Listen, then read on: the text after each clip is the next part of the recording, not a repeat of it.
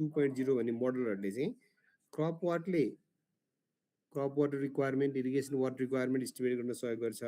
Climb what 2.0 चाहिँ यदि हामीसँग कुनै लोकल्ली अब्जर्भ डेटा उपलब्ध छैन भने ग्लोबल्ली केही सेलेक्टेड मेजर स्टेसनहरूको चाहिँ डेटाबेस चाहिँ FAO फुड एन्ड एग्रिकल्चर अर्गनाइजेसनले बनाएको टुल हो दुईटै होइन, त्यहाँ डेटा बिल्ड इन गरेर त्यहाँबाट एक्सपोर्ट गरेर युज गर्न मिल्ने एउटा डेटाबेस बनाएको छ, त्यो चाहिँ क्लाइम वाट 2 हो।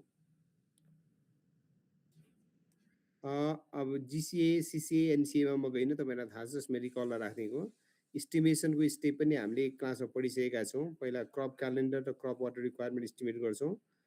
क्रप वाटर रिक्वायरमेन्ट भनेको चाहिँ इभ्यापोरेटिभ निडलाई मिट गर्न चाहिने रिक्वायरमेन्ट हो। नेट इरिगेसन रिक्वायरमेन्ट भनेको चाहिँ क्रप वाटर रिक्वायरमेन्टमा लसेसहरू पनि जोड्नु पर्यो र त्यो पिरियडमा आउने इफेक्टिभ रेनफल घटाएपछि नेट इरिगेसन रिक्वायरमेन्ट आउँछ। डिफ्रेन्ट सिजन मन्थ मध्येको हाइएस्ट जुन छ म्याक्सिमम नेट इरिगेसन रिक्वायरमेन्ट त्यसलाई चाहिँ हामी लिएर डिजाइन गर्छौँ। त्यस्तै ग्रस इरिगेसन रिक्वायरमेन्ट छ, मैले त्यहाँतिर गइनँ। त्यस्तै क्रपहरू विभिन्न टाइपको हुन्छ, तिनीहरूको इच टाइपको क्रप वाटर रिक्वायरमेन्ट फरक फरक हुन्छ। त्यस कारणले एउटा वाटर क्रपको भन्दा क्रप वाटर रिक्वायरमेन्ट भन्छौँ, तर एउटा कमान्ड एरियामा त different types of crop one after another लगाइन्छ। त्यो सबै क्रपलाई वान आफ्टर अनदर कुन बेला कुन क्रप लगाइन्छ विदिन अ इयर, त्यो पनि एउटा कमान्ड एरियाको सर्टेन ठाउँमा क्रप 1 लगायो भने अर्को ठाउँमा क्रप 2 लगाइएला। त्यो सबै इन्फर्मेसनलाई एकत्रित गरेर बनाएको इन्फर्मेसनलाई क्रपिङ प्याटर्न भन्छौँ। क्रपिङ प्याटर्नले चाहिँ के त ultimately irrigation water requirement determine गर्न सहयोग गर्छ। यसको लागि जस्तै क्रपका इन्फर्मेसन, क्रपका डेटाहरू चाहिन्छ। जस्तै मानौ राइस भन्ने क्रप हो भने क्रपको नेम भयो, प्लान्टिङ डेट कहिले हो, हार्भेस्टिङ डेट कहिले हो, र त्यो इन्टायर कमान्ड एरियाको कति % चाहिँ यो राइस भन्ने क्रपले कभर गरिरहेछ। राइस पनि मल्टिपल देखिया चाहिँ for example rice 1, rice 2, rice 3 पनि होला होइन, भन्ने कुराको इन्फर्मेसन। यदि एउटा क्रपलाई name of the crop, planting date, harvesting date र एरिया। प्लान्टिङ डेट त्यो अहिले एकैछिनमा टुलमा हेर्छौँ, राख्ने बेला कहिले तपाईँलाई कन्फ्युज हुन्छ। त्यो सेलमा सबै सेलेक्ट गरेर अघिल्लो चाहिँ DD/MM हो है, यो स्ल्यास हामीले युज गर्नु पर्दैन, अटोमेटिक आउँछ। DD राखिसकेपछि स्ल्यास आफै आएर MM इन्टर गर्नुपर्छ। अहिले हामी एकछिनमा हेर्छौँ। अनि यदि क्रपिङ प्याटर्नलाई हामीले एक ठाउँमा राखेर हेऱ्यो, प्लट गर्यो भने यस्तो खालको प्याटर्न बन्छ होला। फ्यालो भनेर चाहिँ खाली रहेको, केही पनि नरोपेको भने हो। जस्तै कटन यहाँदेखि यहाँसम्म गयो, सुगर क्यान इन्टायरली इयरभरि भयो, अनि ग्राउन्ड नट रबी यहाँनिर भयो भने ग्राउन्ड नट खरिफ यति ड्युरेसनमा भयो। यो चाहिँ के त जनवरी फेब्रुअरी हुँदै यहाँ देखाएको छ। यो जनवरी यो देखेको छ, जनवरी टु डिसेम्बरसम्मको मन्थ चाहिँ यहाँ दिएको छ। This is an example of the cropping pattern. यसमा लस इस्टिमेट गर्छौँ। इफेक्टिभ रेनफल इस्टिमेसन गर्नलाई पनि विभिन्न खालका मेथड छ, जस्तै percentage of the total rainfall भन्ने पनि छ। अरू विभिन्न इम्पेरिकल इक्वेसन पनि छन्, त्यसमध्ये वान सुइटेबल वान छान्छौँ। त्यस्तै गरी climate change impact on irrigation निकाल्न पनि हामीले यो टुलबाट सक्छौँ। त्यसको लागि चाहिँ इम्प्याक्ट अन सप्लाई साइड भने चाहिँ टेम्परेचर र प्रेसिपिटेसन चेन्ज हुँदा हाइड्रोलोजी चेन्ज हुन्छ। त्यसले गर्दा evapotranspiration from reservoir canal change हुन्छ, त्यो पाथवेज भयो। यो सबै चाहिँ जान सक्दैनौँ, तर सप्लाई साइडमा हुने चेन्ज चाहिँ क्रप वाटरमा नभएर हामी कहाँ हेर्छौँ भन्दाखेरि अरू खालका मोडलबाट हेर्छौँ। डिमान्ड साइडमा हुने चाहिँ चेन्ज इन T र P, टेम्परेचर र प्रेसिपिटेसन भयो भने क्रप वाटर रिक्वायरमेन्ट चेन्ज हुन्छ। यो चाहिँ हामी यो क्रप वाटर टुलले गर्न सक्छौँ। यसले how climate change impacts to other various aspects of irrigation भन्ने यहाँ देखाएको तपाईँको आफ्नो नलेजको लागि, जुन तपाईँलाई क्लास पनि केही भन्ने होला। यो general information you may take a look होइन। अब हामी के गर्छौँ, डेमोन्स्ट्रेसन अफ क्रप वाटर क्लाइम वाट गर्छौँ। क्रप वाटको इन्फर्मेसन चाहिँ यो चाहिँ decision support system develop by FAO हो। यसले चाहिँ क्यालकुलेट्स ET0, CWR, IR ने क्रप वाटर रिक्वायरमेन्ट निकाल्छ, इरिगेसन वाटर रिक्वायरमेन्ट निकाल्छ। It helps to develop irrigation schedule, determine stream size and storage requirement. It helps to evaluate production under rainfed and deficient irrigation conditions, and it can help to calculation of irrigation schedules. विभिन्न खालका डेटाहरू चाहिन्छ, जस्तै climatic data, mean monthly maximum minimum temperature, relative humidity, sunshine duration, wind speed, mean monthly rainfall लगायतका climatic data काम लाग्छ। यसमा सबै खालको डेटा नहुँदा पनि कुनै विकल्प युज गर्ने ठाउँ पनि त्यसमा दिएको छ। जति डेटा उपलब्ध छ त्यसको आधारमा अरू चाहिँ अटोमेटिक क्यालकुलेसन गरेर जाने पनि त्यो टुलमा व्यवस्था गरिएको छ।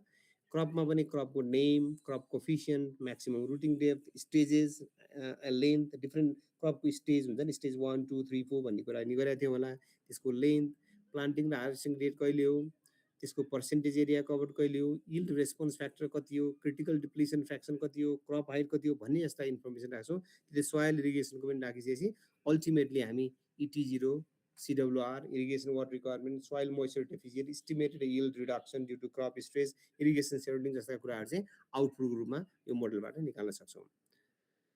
अब इरिगेसनको टाइमिङका पनि विभिन्न अप्सनहरू हुन्छन्, मैले यसमा डिटेल गर्ने, तपाईँहरू आफै हेर्नु होला। यस्ता कुराहरू यसबाट निकाल्न मिल्छ भने क्यापाबिलिटीको कुरा गरेँ, रेनफल डेटा, सोइल डेटा कस्तो हुने के हुने भन्ने कुराहरू चाहिँ तपाईँलाई रेफरेन्सको लागि दिएको हो। मैले यसमा डिटेलमा गएन, तपाईँहरू पढ्नु होला, पढेर थाहा हुने कुरा हो।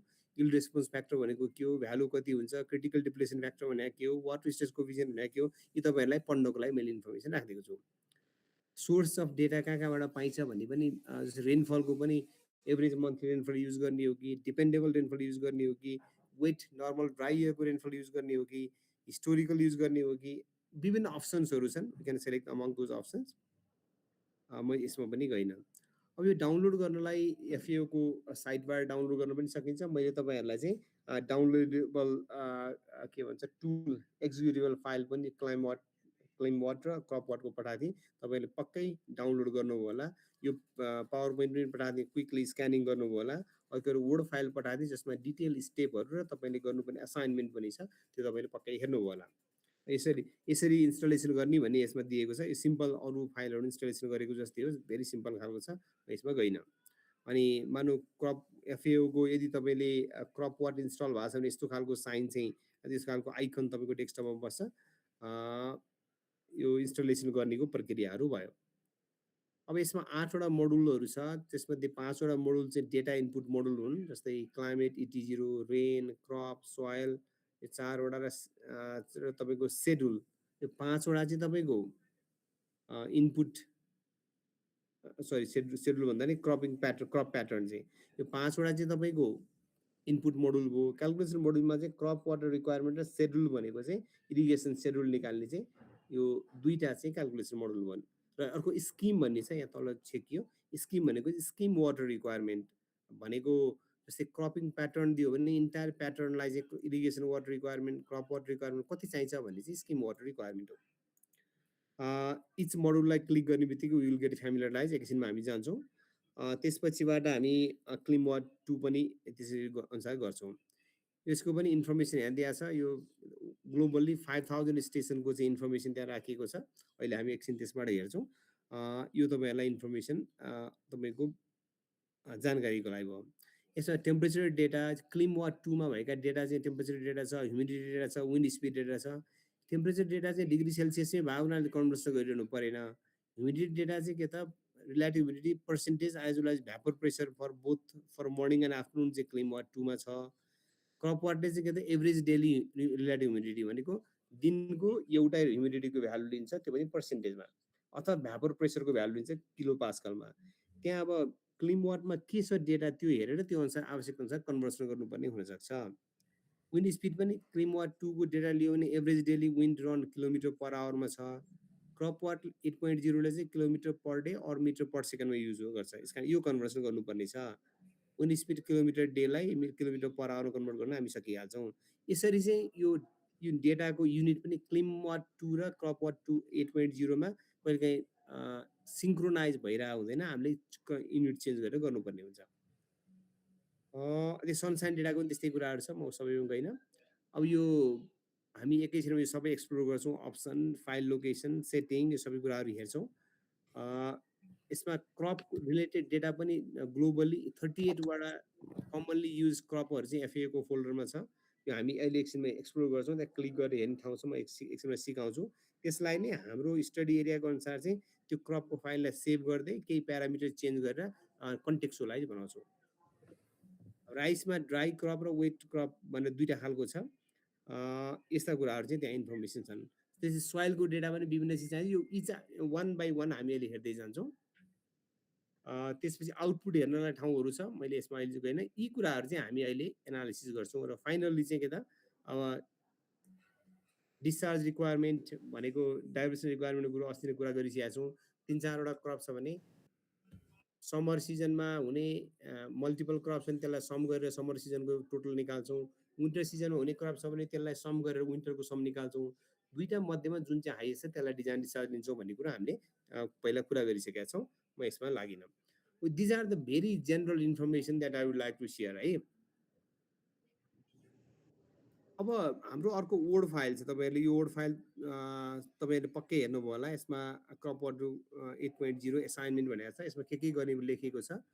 यो चाहिँ तपाईँहरूले एसाइनमेन्टमा सब्मिट गर्ने। तर यो सब्मिट गर्नलाई सिक्नुपर्ने कुरा चाहिँ एउटा डेमो एक्सर्साइजको लागि चाहिँ स्टेप वाइज प्रोसिड्युर यहाँ दिएको छ। मैले अब यति भने अहिलेसम्म। अब तपाईँहरूलाई सोधेँ, तपाईँहरू सबैले क्रप वाट र क्लिन वाट 2.0 डाउनलोड गर्नुभयो, इन्स्टल गर्नुभयो? तपाईँहरूले डाउनलोड त मैले पठाएकै थिएँ, इन्स्टल गर्नुभयो? गरे सर। गर्न बाँकी 2.0 र 8.0 हैन? हजुर, क्रप वाट 8.0, क्लिन वाट चाहिँ 2.0। हजुर, सबैको भइसक्यो हो? कसैको नभएको इस्यु आएको केही छ? कसैको त्यो समस्या आएको छैन होला है? ओके, अब त्यसो हो भने हामी के गर्छौँ भन्दाखेरि तपाईँको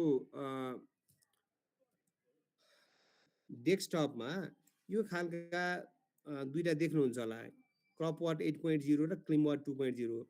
क्रप वाट 8.0 लाई क्लिक गर्नुहोस्। यो FAO